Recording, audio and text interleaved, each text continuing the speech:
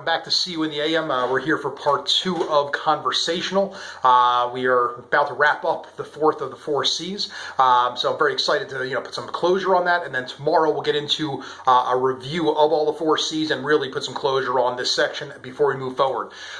So what we're going to focus on today is more the application of the term conversational, the concept of it, and really what conversational selling is when we're doing clarity of thought and clarity of speech, but at an optimal level. Because really, when done well, the prospect that we're speaking with, or potential buyer, they really don't feel like they're being sold to. They feel like you're having a conversation with them. It feels like they're engaged, that you genuinely care about them and helping them to understand and achieve their goals.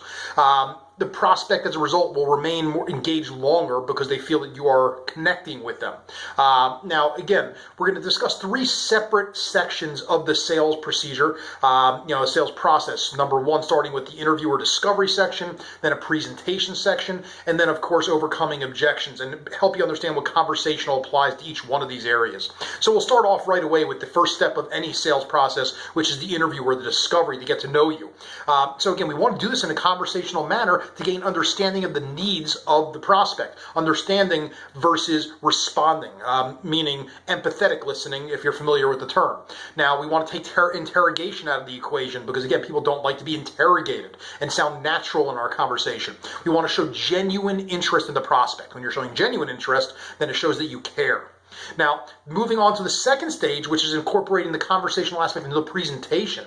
Now, a presentation should not only highlight the features and the benefits and the selling points of the product or service, but connect those benefits to the prospect. Now, this is only going to happen if we're doing this in a conversational manner to help them to see how these benefits impact them directly and how it solves their problems.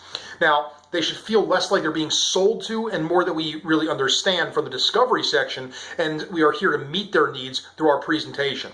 Now, the third step, which is going to inevitably make or break whether we're doing business with this person, is in overcoming objections or concerns. Now, again, the most effective means is not just to spew out rebuttals at people, but to rather engage them in conversation and utilize the concepts of a rebuttal to overcome those objections through logic. Now, doing that in a conversational fashion, using discovery and questions uncover the true objection, and to guide that prospect down what I referred to in the past, that paved road towards a predetermined end result, is going to happen more effectively through conversation, to show that we're here to meet their need, being we understand it first, and then to solve that problem.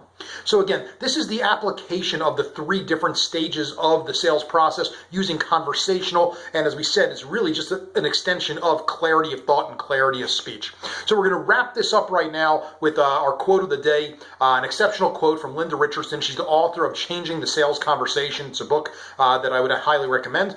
And she says, the most effective salespeople are expert learners at teaching and learning through interaction, not lecture.